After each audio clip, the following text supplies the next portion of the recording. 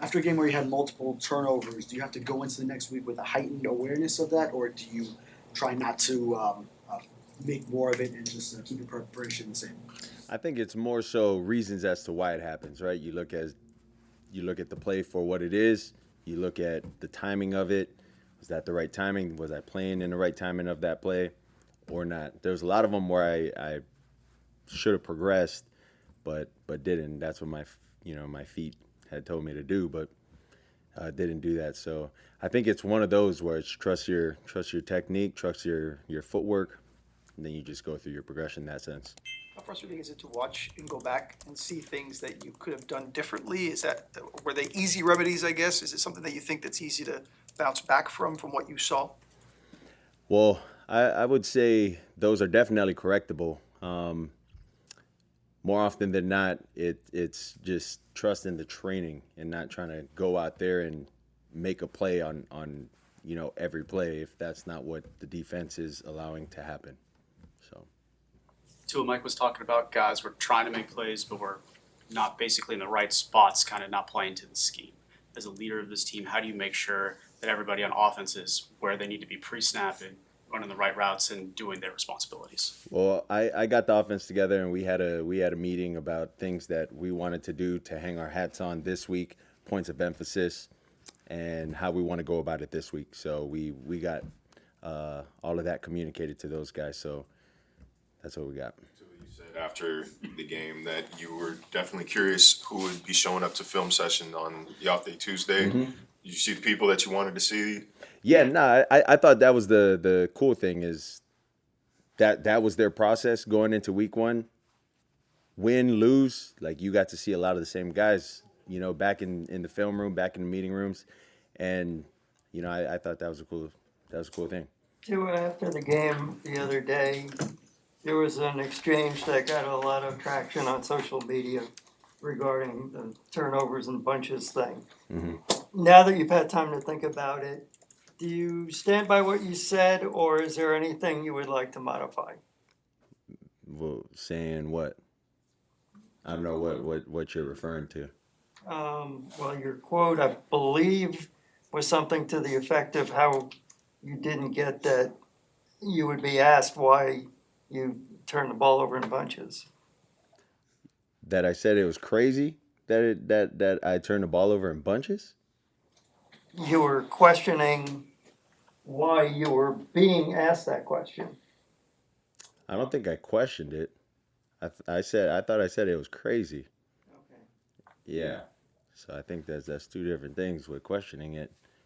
But it's not like I look to go out there and throw interceptions, It's not like we look to go and turn the ball over or, fail on a certain play. So, yeah. So I guess my question really is, though, your reaction that is crazy, is you stand by that, then I take it? Well, yeah, I just answered that. I just said I'm not looking to go out there and throw interceptions. We're looking to go out there and complete passes, get the right plays.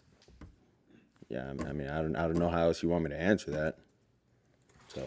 Another thing that gained a lot of traction was Xavier Howard, your former teammate, saying, once we take away his first read, I feel like it's panic mode after that. Mm-hmm. Do you have any reaction to your former teammate playing against him this time saying that? Yeah, well, I got to talk to him after the game.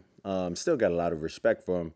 I think if you look at the games where I have performed and done well, it's when I'm also getting off of my first read and, progressing or going through the progressions. Kind of like what my feed is, telling me. So playing in that sense. Tua, you earned your fourth gold star on your captain patch this year, 1 year away from getting your gold patch. In what ways do you think you've grown most as a leader since your first season as a captain? How does that show up after a tough loss, after the opener? Yeah, well, I think a lot of it has to do with communication, what you want out of the guys, what the guys should expect from you coming into a game like this week, prior to the game that happened, from the performance that I put out there. Obviously, it starts with me, but with those guys, just communicating to them what our expectation is going into this week and being able to move forward from that. We got 17 games that were, guaranteed. That was one of them. it's a long season ahead. What you said about X, you said you got a chance to talk to him. What was that conversation like? Was it just to kind of clear the air or see where he was No. coming from, or what was that like? No, it was just saying hi to an old friend. I mean, I got to see him after the game. Got to talk to him a little bit during the game as well, but that's all it was. It wasn't about those comments you're saying? No, I didn't even know he made those comments. The comments will be made later. Yeah. Yeah, that's not what you said you talked about. I thought you meant you talked about those comments, yeah. No. I'm curious how you decompress after, you have such a bad performance. Do you what is there anything special that you do to kind of exercise those demons? I think it's tough. I find after those kind of games, it's tough to sleep because there's a lot of the what ifs and I wish, or maybe if I did this versus that. But I would say the decompressing is I think after those kind of games it's tough. Tua, what gives you confidence going into Sunday from what you've seen from the guys today that you'll take care of business here against the Patriots? I think first off starts with what we talked about, our operation, and then over communicating. Guys knowing where to go, understanding what the play is with the concept, and then being in the right spots. And then defensively, while we had our own players meeting, defense got up there, kind of gave their spiel of the points of emphasis for what they want to do to accomplish this Sunday. And really, it was just a collection of the guys to get the team together and get the guys together for a players meeting. And I think we did a really good job out there at practice. But at the end of the day, you can have the best practice, you can have the worst practice. Regardless of those, it won't guarantee you a win. So we got to come prepared. You lost James Daniels 3 plays into Sunday. It seems like Austin Jackson is doubtful to play this week. What do you think of missing both starters potentially on the right side of your offensive line? Yeah, that'll be tough. But this isn't an instance where this is the first time it's happened for us. Where a new guy gets put in and we got to trust that he knows what he's doing, or he knows what he has to do in a certain protection or run game scheme. So I trust the guys that are going to be in there. They had some reps throughout training camp while I was in there. So, I got the utmost confidence in those guys. Will there be any additional conversations with those guys just to make sure that they're on ready just for the team? We've had conversations with them, but yeah, they've had some playing time. I would say Keon is kind of getting into everything and whatnot, kind of seeing what the fire was like last week. So I think he understands what is going to be asked of him this Sunday. Do you see after a game like that, it almost feels like the outside fans, it's almost like the sky is falling, you lose a game like that. How do you guys react to that when you play as poorly as you did, and it feels like, such a big deal even though it's just one game? I think it's hard for me because I don't see any of what you guys are talking about. I don't have any social media. I go home, I'm with my kids, with my family. Kids want to watch Disney Channel or Disney Plus, gonna put whatever's on for them. Then I'll play games with my wife while I'm there. So I wouldn't say I get to hear a lot of that or see a lot of that. But it doesn't matter anyways. Are they going to help us win the game? Are they going to help us lose the game? That starts within. And so if we can look at each other and look at the things that we can correct and things that we can help each other on to move forward, to hopefully get a win, this upcoming Sunday, I think that's what we should be focusing on. So internally, you guys obviously built the whole offseason of trying to be a version of the team, a different team than the last year. How do you prevent from maybe that internal doubt or guys saying, hey, I need to do more outside of my role to change the result we had week 1? I think that's tough because as competitors, that's in a way that's sort of what got you here. But then now it's the trusting that I can't do this by myself. It's almost like golf. That when guys golf, that's on them whether they win or lose. Maybe you can throw their caddy in there, but tennis as well, right? Individual sport, whatever they need to do to help them win, that's on them. For us, if one guy makes a mistake, yeah, can we make it right? Sure, but that's not how this league works. Everyone knows their keys. Everyone knows what to do, where to go, where to be. And if one of us messes up, it can screw up the entire play, or, it can get us out of our flow and kind of where we don't want to be. How do things change against the Patriots when Christian Gonzalez isn't in there? Yeah, he's a stud. He's the top player in the league. When you don't have someone like that, it does help create some mismatches with our guys outside. But, Vrabel has, we've played against them, and we never beat, their team. So coming into this week, we know what's at stake. I mean, he got his guys coached up really well, and that's an opportunity for us this Sunday. With Tyreek, it's been a full year since he's caught a pass over 30 yards. That's another issue that people are discussing. Mm-hmm. Obviously, you do what the defense dictates to you, but how important is it to just give those deep shots so teams are forced to respect it? Yeah, I think that's also important. Is continuing to take the shots downfield, whether the shell provides it or it doesn't, to then continue to keep them back and, kind of like, man, regardless of what we're doing, like they're still throwing it deep. I think there's some merit to that. But it does, that there's also a fine line, I think, where it does kind of get tough. Yeah. Because it seems like a waste to throw. When teams are giving you those looks when it's like 3rd and 3, mm-hmm. and it's either take that or take the first down. No doubt. Yeah. That's the deciding factor. I would say so, but I would say even on 3rd down too, given what teams do, it just depends, right? Like if they're doubling 10 and 17 and then allowing the other guys to, hey, we're going to stand on this. If they win their matchup, that's all right, as long as 10 and 17 don't beat us. So I think it's also one of those. Tua, there was a play, I think, in the first half where the cameras caught Tyreek being animated, kind of vocal. Mm-hmm. Can you maybe educate us on maybe the reason why? People obviously want to make their assumptions. Yeah. I would say a lot of it when Reek kind of came to me was like, hey, like, we need to get something going. And then he went back down the line, like from where he was with the running backs and then all those guys, and was just telling them to protect this dude. Like we need to make something happen. Things like that. That, I mean, wasn't nothing too crazy. Last question. So you're aware you haven't beat Mike Vrabel's team? Yeah, of course. Any rhyme or reason you think to why he's had success against the Dolphins? I think with the way that they've played against us, they have their tricky 2 deals that they've played against us, and they found success and they kept it, and we just didn't make them pay for those, So they've done a great job with that, and we got to find ways. Yep. Thanks, guys. Good morning. Morning. Could you please share what you know from medical professionals regarding timetables for James Daniels and Austin Jackson? Could James' absence extend well beyond the 4 weeks, and is Austin available to play moving forward? It was a tough determination with the 4 weeks, so that's kind of in the ish realm with where he's at. As far as Austin, I'm preparing for this game against the New England Patriots.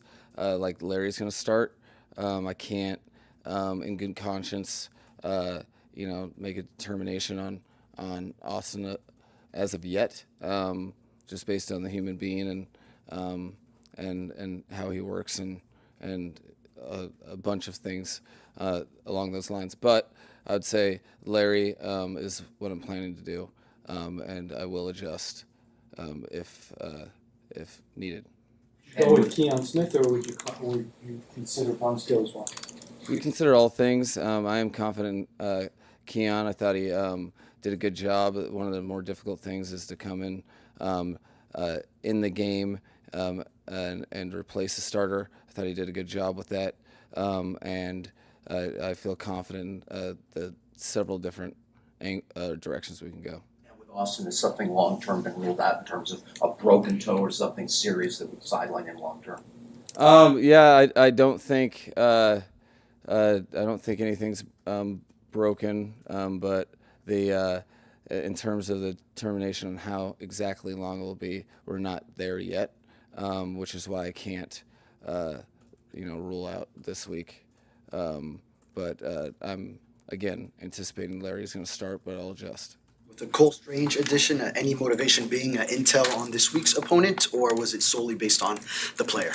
Yeah, I wouldn't play with a player's livelihood that way and take him off someone else's practice squad. That's not my style. So yeah, he's here because of his own merit, and we're excited to have him. What makes him such a good player? Well, I think all the way back to when he was coming out of college, he had a lot of things. He has a lot of skill set that we utilize in terms of quickness and his ability to press on an angle and block people. So that connectivity from where he was at coming out, along with the tape that he's put on since he's been in the NFL, that whole process, I've kind of had tabs on him throughout his journey. So I'm excited to finally get to work with him. Mike, when you were looking back at the film with the players and we're going over everything from Sunday, how did it feel versus what you saw Sunday and maybe their reactions to? I probably would have been more convicted on my initial interpretations. It was a very frustrating process because it was maddening, the things that we were doing or weren't doing, so to speak. At the same time, it was not an individual or a unit or a position group or a particular phase. It was a very consistent theme, which makes you feel like you have something to directly address today and moving forward. But it doesn't make it any easier. So the biggest thing is I don't envy anybody that's covering or any fan or anybody that is Dolphins because you're still living in a place that that was embarrassing, as I said. Today we have an opportunity. It's the starting process with the players of doing something about it. In that I think the players have been very focused based on how they've conducted themselves, and we'll see how we improve upon the stuff we happened week one. You either learn from it and it becomes a reason for success, or you fall victim of it for a second game in a row, and that's what we have the decision to make each and every day. So where does that lead? We'll see with our work, but I think the message has been loud and clear. Mark, to that extent, I know you're not a yeller or a screamer. What have you done to drive home the point to the players, this won't be tolerated again, this is unacceptable? Well, I think the biggest thing is initially, I think as a coach and a leader, I have to teach, and what levels of anger does that bring out of me? Well, it's about intent. So were you unprepared for, with a controllable, were you unprepared for the game based upon assignment? That triggers me. So when that did happen, it wasn't the major thing, but when it did happen, yeah, I was pissed because you're taking down everyone when you aren't on your job responsibilities. However, it was, to me, something more than that. It was kind of the reason that a lot of guys had confidence going into the game was because of our preparation and how hard we work and what we work at. And so when you don't display those on Sunday, it's frustrating. But I tried to figure out why and communicate with that directly. Then on top of that, you let people know that no one gives anything about any of your problems. No one cares if somebody is no one cares if you have a sack or you give up a pressure and a receiver doesn't execute a route, or the quarterback doesn't hit the right read, or the play caller made the wrong call. It doesn't matter. What you have to do is control the controllables. We need individuals to play as one, and that's the focus. We're not playing tennis, we're playing football, so we have to execute consistent techniques and fundamentals so that we can so that guys who are in a position to make a play can make a play based upon their teammates' execution. So all of that being said, it's a direct communications kind of what I rely on, and we are trying to work on the things that we failed on, because there's only one way to go from that output, and that's what we're focused on today about. After the last game, Xavier Howard said, once we take away Tua's first read, I feel like it's panic mode after that. What did you see in the area of going through progressions? I think I saw, quarterback play that was less than to be desired, which Tua absolutely knows. But that was, he's the captain of the franchise quarterback. And everybody kind of fell victim to something similar. I also know that he's very, very much like most quarterbacks, to be honest, where you're putting a lot of work into something, and your first time doing it for a collective 4 quarters in months, you're not at your best. My biggest thing is I don't want to make the same mistakes twice. I don't want to have things happen for no reason or in vain. You make them purposeful by improving upon the things that you failed at, and then making sure that your teammates do the same. So he's comfortable with that. In terms of it, we need to be better collectively. He and everybody else needs to be better for us to get done what we want to get done. What percentage of time, approximately, should the ball go to first read in this offense when things are going well? Well, it depends on, the game plan, whether or not the opponent, did anything that they've done before.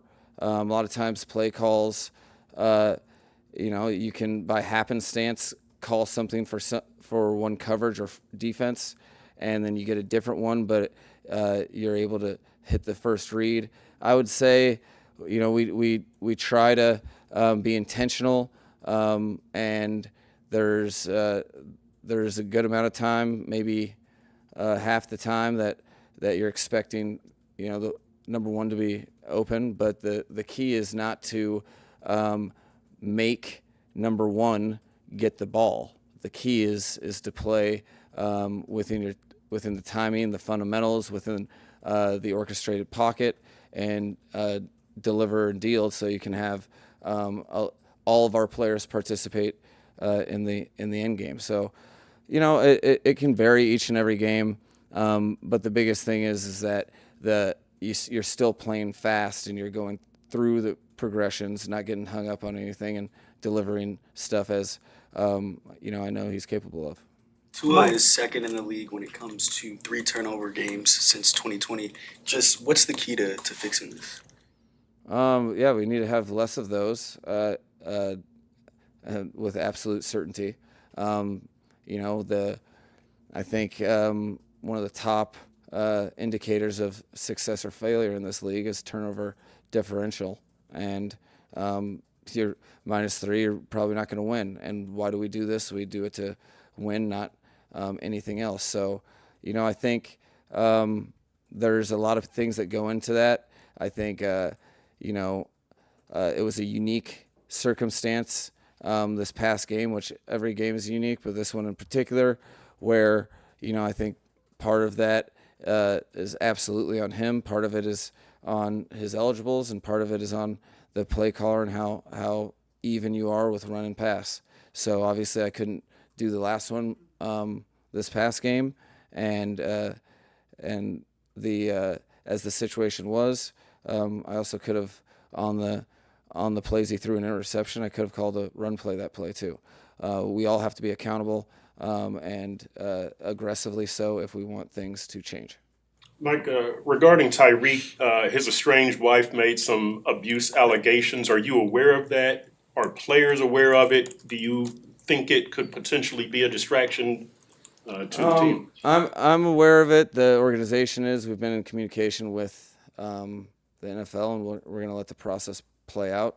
As far as our team's focus, it is 100% on the Patriots, and that's what it should be, a division opponent, and on the heels of a undesirable outing, we're firmly there. You guys are kind of chasing the scoreboard a little bit in that first game because the turnovers, everything. But from a defensive standpoint, with guys like Chubb, Jalen, and Judon, did you guys get to maybe the snap split you guys were looking for there? I think they were all somewhere between 30 and 40. Is that the rotation you're hoping for, or did the results of the game kind of affect what you were doing? It was close to kind of where we'd forecast and what we kind of talked to them about. We think one of our strengths is in that particular room, and a rotation allows for fresher bodies, and we were hoping for productivity as a result. We got some good stuff to build on, but our expectation is that over the course of the season, that type of ratio could play dividends. It always can change as you progress in the season, but yeah, that was close to our starting point as we try to utilize strength in numbers and waves of players going in who are all very, very good players. What do you think to have Darren Waller this weekend? I expect to not know what to expect until later in the week. Like I told you, he's working at this one, and as long as everything goes, we'll have a chance. But we may get to the point and recognize that the risk is too great for the rest of the season. So in that case, we will have to do what's best for the team. So I wouldn't say that I'm not expecting or expecting. I'm kind of open-minded to how each and every day progresses. What do you think this game means to Matthew Judon against a former team, and what was your assessment of his first game as a Dolphin? Yeah, generally, it's hard to, he is firmly here with the Miami Dolphins, and I think his main concern is contributing to us winning football games. But I think it's natural for players that invest their time into an organization, the portion of their careers where you're out in the community, you're a part of all of that. I think it's meaningful to play against those jerseys, but at the same time, I think he's focused on us and less about that individual grudge match. I think he did a pretty good job. I was very happy with his starting point. We have high expectations for that room, and I have high expectations for him, and he has of himself. However, I've been very proud on how he's firmly one of the guys and plays. He puts his effort on tape. He had a couple plays that he really played to the end of the whistle, one particularly on the first possession that kept him from continuing the drive. And so we're expecting and hoping for more of those things.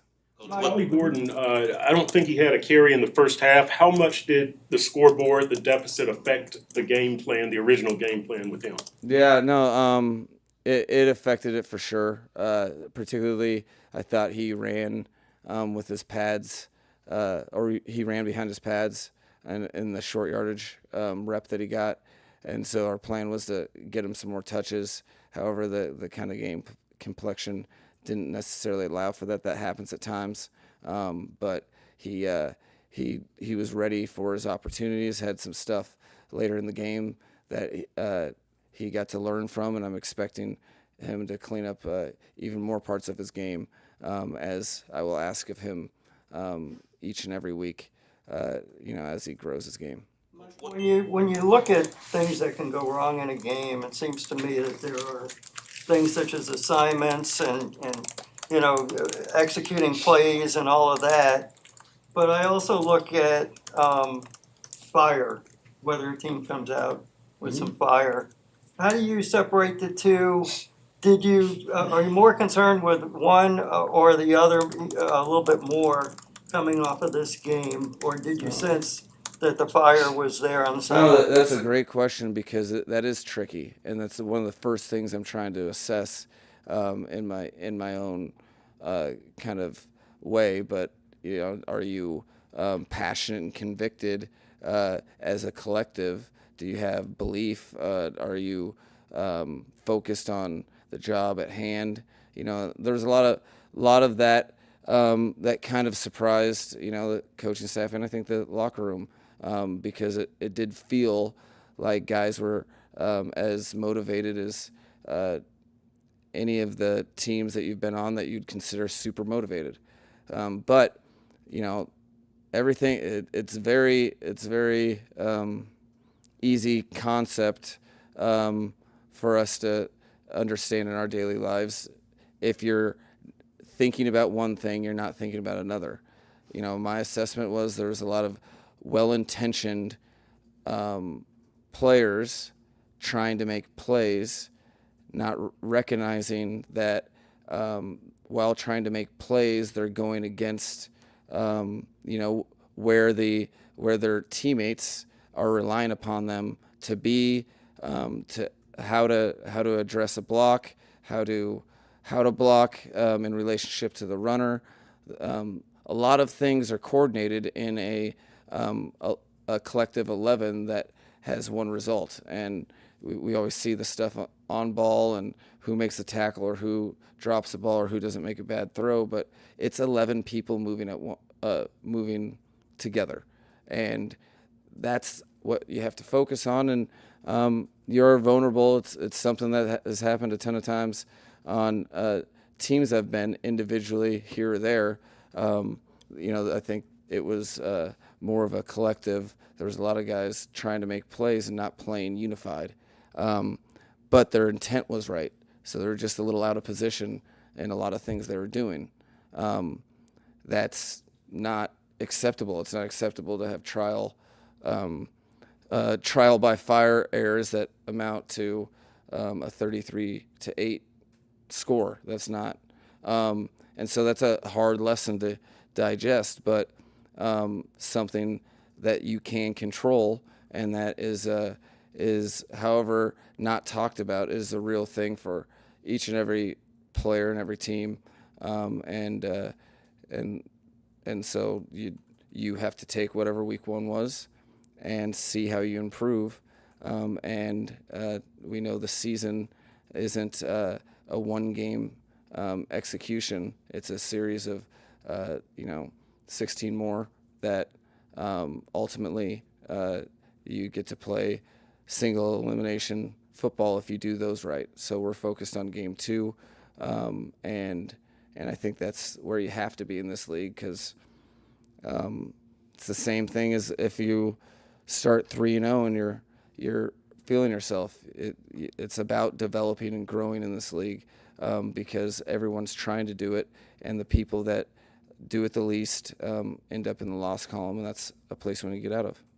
Mike, was there anybody in the locker room, just one guy maybe that you saw really try to take a lead and telling the guys this is unacceptable, we have to turn this around next week? Yeah, I think there was a lot of guys. I think one thing that was probably the only positive that I could think of in the game, that so much so it was the only positive, and it's not a real win necessarily.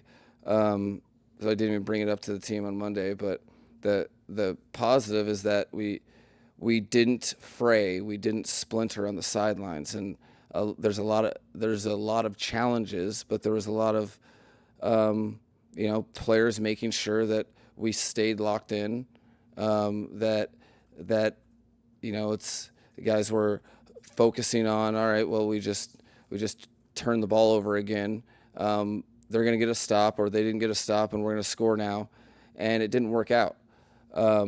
There was a lot of leadership, but I don't think, live speed game one, the collective had the answers from within that were necessary to be productive and change the outcome of the game. So I didn't see it as a lack of intent, which is usually what you fear. I saw the us shoot ourselves in the foot in 3 different phases, and they executed and we didn't, and it took us out of all the things we wanted to do. And that in football, you hope it happens very rare. It does happen, but you got one choice. You can either find a finger and point at people, or you can individually be accountable. I feel like our captains are leading in a great way because none of them allow for lack of accountability. And I think we have a very motivated football team to get back to work because we have a home division game this Sunday that we're absolutely not looking past Wednesday for to be prepared for. Thank you.